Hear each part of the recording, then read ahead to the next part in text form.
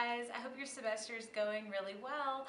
This is it. We're getting really close to the end, and today I just wanted to talk to you guys briefly about something really important that will probably come up within the next few weeks, if not already. I know we've reached that point in the semester where you're starting to worry about big projects or papers or any sort of major assignments because, as we know, as the semester gets shorter and shorter, our nerves and our stress seems to get higher and higher.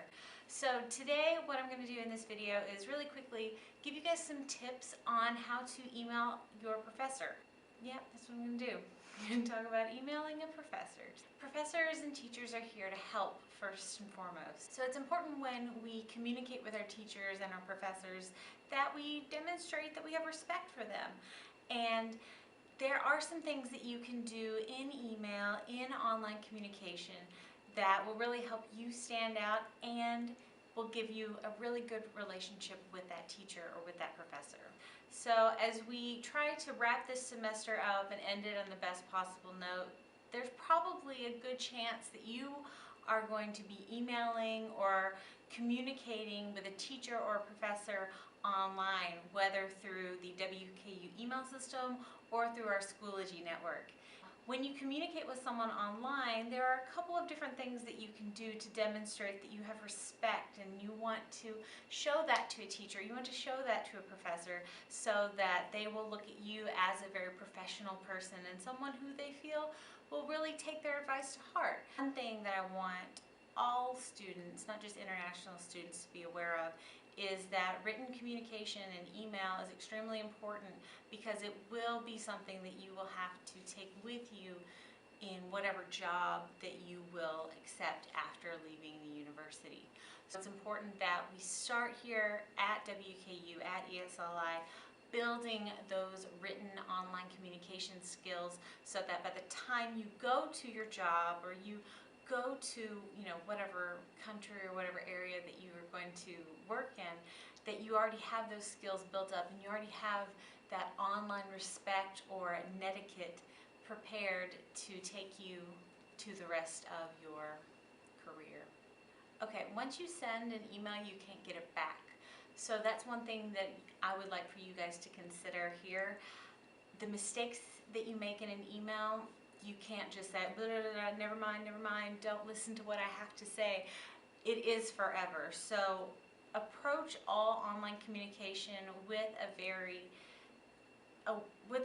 with an awareness, okay? An awareness of the type of communication that you are engaging in and the way that you present yourself online. Just like the way that we present ourselves in person, same thing goes with email and written communication. It's really important that your email, first of all, goes to the right place. A lot of teachers will place their email at the top of your syllabus, so you can go back and check that. Also, WKU has a directory, so if you go to the home page and click on that directory button, you can search for your instructor, and when their name comes up, their WKU email will pop up as well. So that way, in case you lose your syllabus, you have the WKU email. But I do want to inform you that some professors don't use their WKU email, so it's always important to check. That's why keeping that syllabus on the very first day is really important. When you are typing your email, always make sure that your subject line is clear and concise. Concise means to put in a short amount of words and to make it as clear as possible. Now, be sure that you don't write something like, "Read this now," in all capital letters, because think about your own email inbox. When you see those types of emails, how often are you more likely to read them versus how often are they usually spam or junk mail? Also, give your teacher a good 24-hour window to answer your questions. I know a lot of us work on the 1 a.m., 2 a.m. academic rotation, but a lot of professors don't. Okay. So for those of you that have an iPhone, because, we all have iPhones, and if you use the inbox, or if you use like the mail feature. Okay, so here it says sent from my iPhone. I don't know if you guys can read this or not. Can you guys see that? Maybe, possibly. If you can't, I'm sorry. But it says sent from my iPhone. Now, what I always do, and I don't know why I do this, I just think it looks better, is when I send an email, I always go through and actually, I just like, oops, I just delete that whole section. Because I'm of the school that when you're trying to email someone, you want to present yourself in the best possible way. And to send an email that just says sent from my iPhone at the bottom, it just seems kind of lazy. Like, oh, you have a signature, it doesn't even say your name on it, so delete, delete, delete, delete. That's gonna, to me, and like I said, it might just be me, it might just be my personal preference. Let me know if you do this too. But I just think it looks sloppy, so I always try to delete send from my iPhone or send from my Android or send from my Galaxy or whatever device that you're sending it from. Another thing that I want you guys to be aware of is making sure that when you send an email that you leave the slang and the text speak at home.